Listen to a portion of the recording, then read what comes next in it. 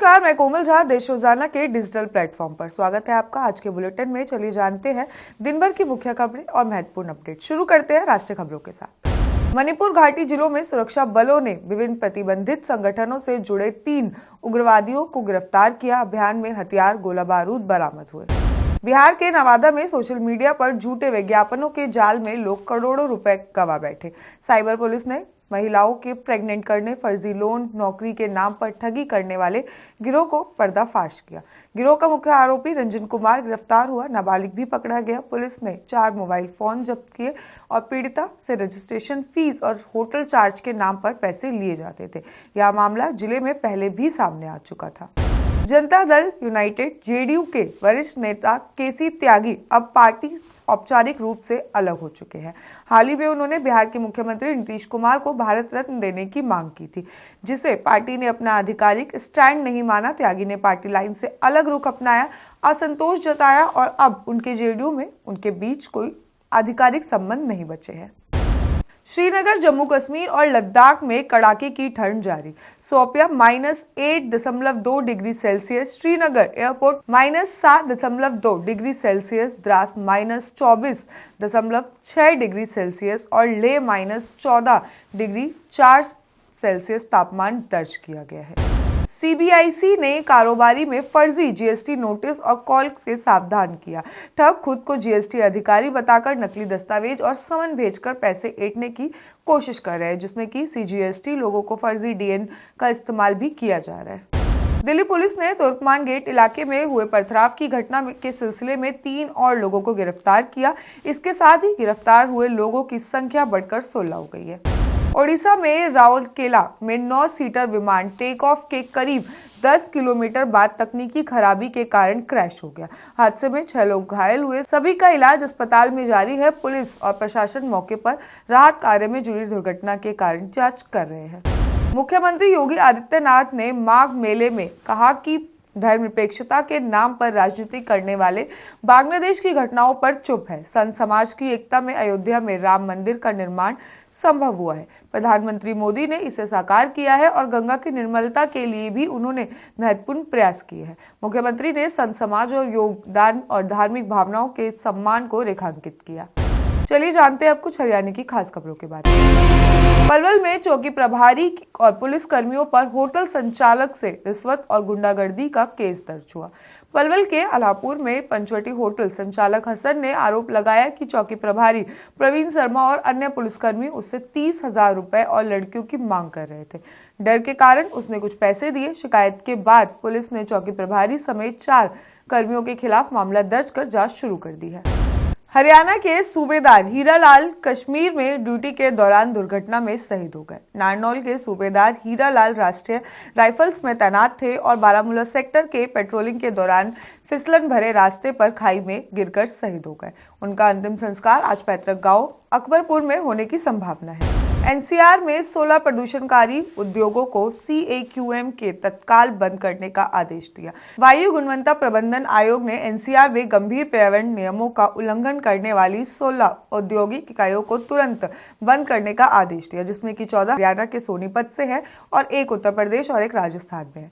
आयोग ने कहा है कि ये इकाइयां तब तक बंद रहेंगी जब तक कि पर्यावरणीय नियमों और प्रदूषण नियंत्रण उपकरण सही तरीके से लागू नहीं किए जाते। झज्जर के मातन गांव में 25 वर्षीय राहुल बाइक पर मेरे भाई आशीष के साथ रिश्तेदार की शादी के लिए कार्ड बांटते गए थे, जब बादली बाईपास के पास सामने से आ रही गाड़ी ने उसे टक्कर मार दी। हादसे में राहुल की मौत हो गई, जबकि आशीष घायल होकर अस्पताल में भर्ती है और उसकी हालत अभी स्थिर बताई जा रही है।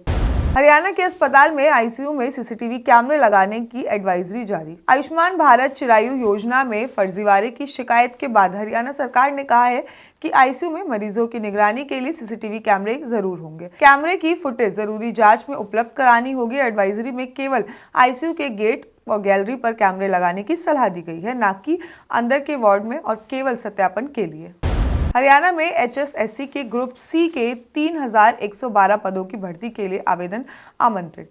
हरियाणा कर्मचारी चयन आयोग ने ग्रुप सी पदों की भर्ती विज्ञापन जारी किया है। इच्छुक उम्मीदवार 2 फरवरी से 15 फरवरी 2026 रात 12 बजे से पहले www.hss.government.in पर आवेदन कर सकते हैं। इस भर्ती में किसी भी श्रेणी के उम्मीदवार से आवेदन शुल्क नहीं लिया जाएगा।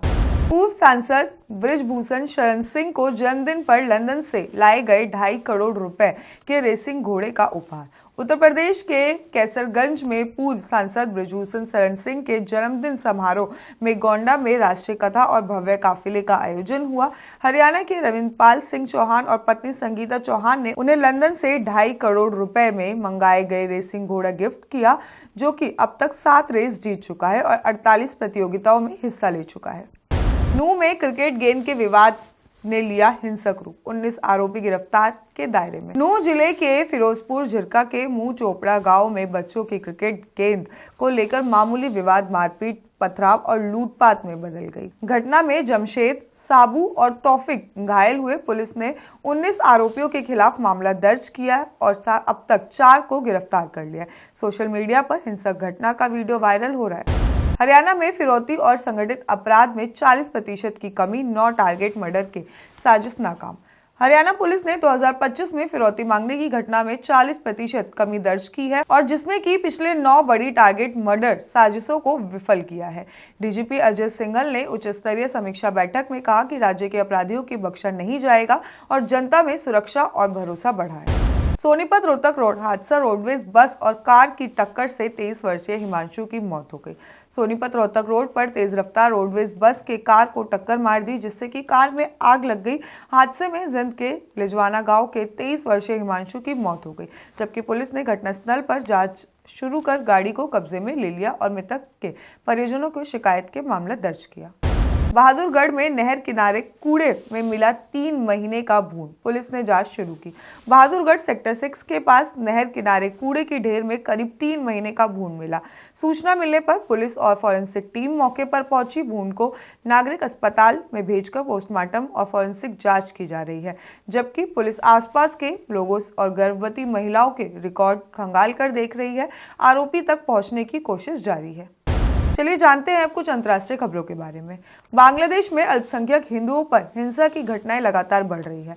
मामूली कर्ज को लेकर अपमान और मारपीट से आहत 19 वर्षीय हिंदू युवक जॉय महापात्रा ने जहर खाकर जान दे दी। बीते 22 दिनों में ये 8वीं ऐसी घटना है। ईरान में जारी हिंसा और प्रदर्शनकारियों पर दमन के बीच अमेरिका ने चेतावनी दी। कहा, ट्रंप के नेतृत्व वाले संकल्प को कम मत आंकिए। अगर ईरानी शासन घातक बल का इस्तेमाल जारी रखता है तो हम मूक दर्शक नहीं रहेंगे।